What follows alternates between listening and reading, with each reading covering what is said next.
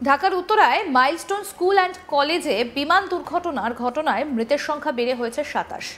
আরও কয়েকজন গুরুতর জখম থাকায় মৃতের সংখ্যা আরও বাড়তে পারে এমন আশঙ্কা উড়িয়ে দেওয়া যাচ্ছে না।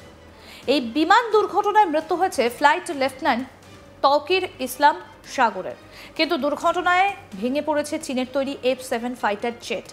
যদিও আপাত দৃষ্টিকে এটিকে একটা দুর্ঘটনা বলে মনে হচ্ছে, কিন্তু এর পেছনে ছিল মারাত্মক এক ষড়যন্ত্র।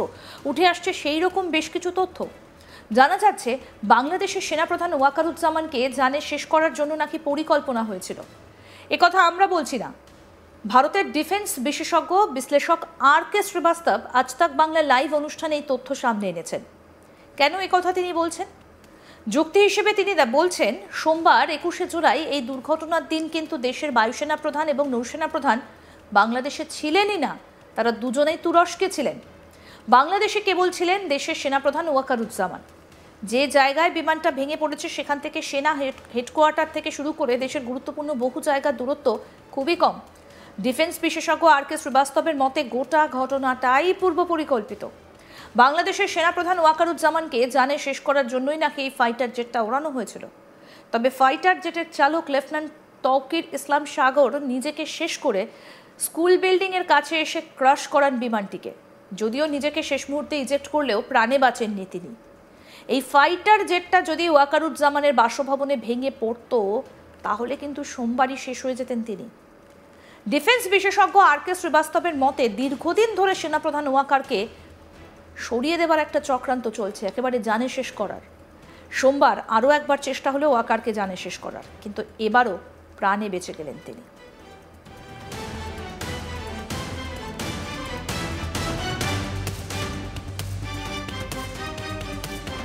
আদৌ কি বাংলাদেশের এই ঘটনাটা নিছকই দুর্ঘটনা, নাকি এর পেছনে রয়েছে কোনো বড় ষড়যন্ত্র? এটাই কিন্তু এখন প্রশ্ন উঠছে। কি বলছেন ডিফেন্স বিশেষজ্ঞ বিশ্লেষক RK শ্রীবাস্তব, আসুন শোনাই। ৫টা ৬টা জিনিস কাল থেকে বাংলাদেশের মধ্যে বা পুরো যেটা এভিয়েশনে যেটা দুনিয়া আছে ওর মধ্যে কথা হচ্ছে। নাম্বার 1, ওইটা কোন রকমের ফ্লাইট ছিল?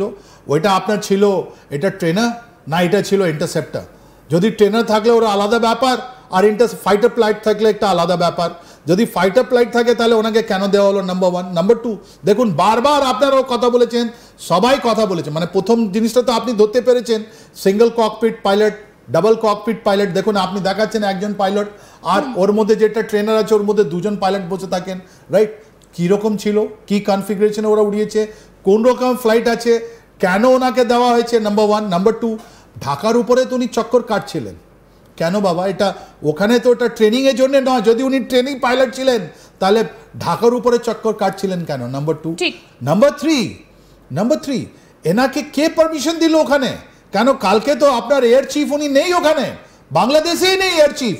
বাংলাদেশ আর নেভাল চিফ জানেন আপনি কোথায় আছেন?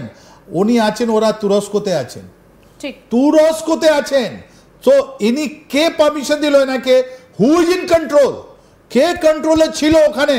ওনাকে কে বললো? চতুর্থ জিনিস, আপনি ATC সঙ্গে যদি আপনি কথা শোনেন এদের কথা, ইনি এক চক্কর মারার পর, 2 চক্কর মারার পর ইনি বলছেন ATC-কে আমি যখন ল্যান্ডিং করতে অ্যাপ্রোচ করতে যাচ্ছি আমার ফ্লাইটটা বাড়ছে না, আমার ফ্লাইটটা উপরে উঠতে পারছে না, মনে হয় আমার সব সিস্টেমগুলো জাম হয়ে গেছে, রাইট? যদি ইনি বলছেন ATC-র সঙ্গে একটা কনভারসেশন আছে উনি, তো ATC ওনাকে বলছে ইজেক্ট করতে।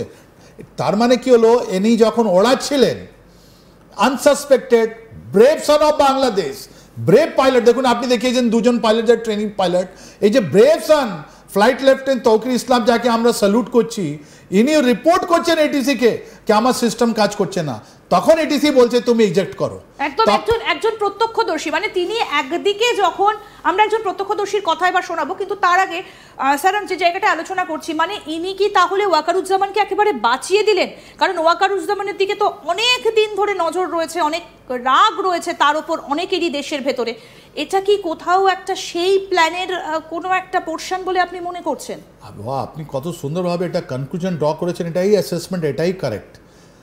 ইনি কি হলো, ইনি যখন ফ্লাইটটা কন্ট্রোল করতে পারছেন না তখন উনি ফ্লাইটটাকে নিজে নিয়ে আসলেন, আর একসব জায়গায় একটা প্লেনটা গিয়ে একটা গাছে গিয়ে হলো টক্কর হলো, তারপরে ওখানে আগুন লেগে গেছে, ইনি ইজেক্ট হলেন। এটাও কোশ্চেন কালকে প্রত্যক্ষদর্শীর বাইরে বক্তব্য পেয়েছি, আমরা শোনাই কি বলছেন তিনি, শুনুন।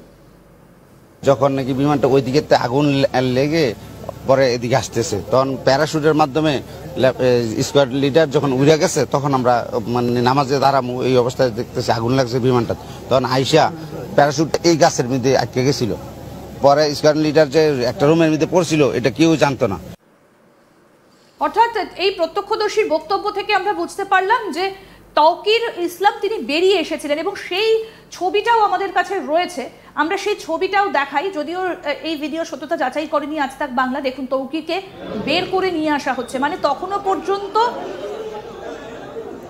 বেঁচে ছিলেন উনি।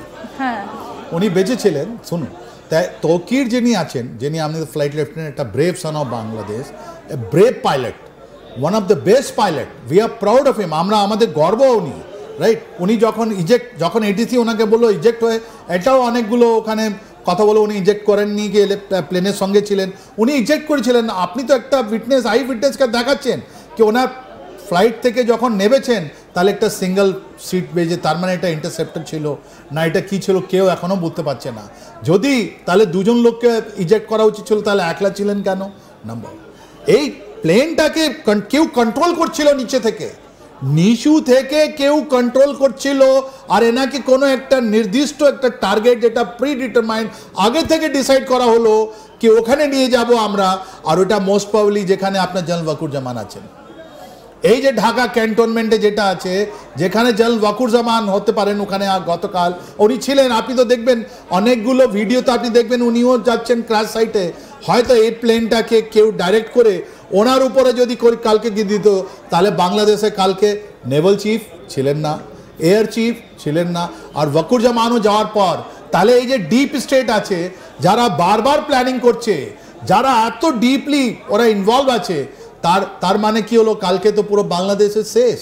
তার মানে কালকে আপনার জেনারেল ওয়াকুরুজ্জামানও নেই, এয়ারফোর্স চিফও নেই, নেভি চিফও নেই। বারবার আপনাদেরকে এই জায়গাটা বলছি, এটা প্রথমবার আপনার চ্যানেলে কেউ আপনি যেটা বলছেন এটা আপনি করেছেন, এক্সপোজ করেছেন কি কালকে বাংলাদেশের সামরিক বাহিনীতে কিছু গড়বড় ছিল।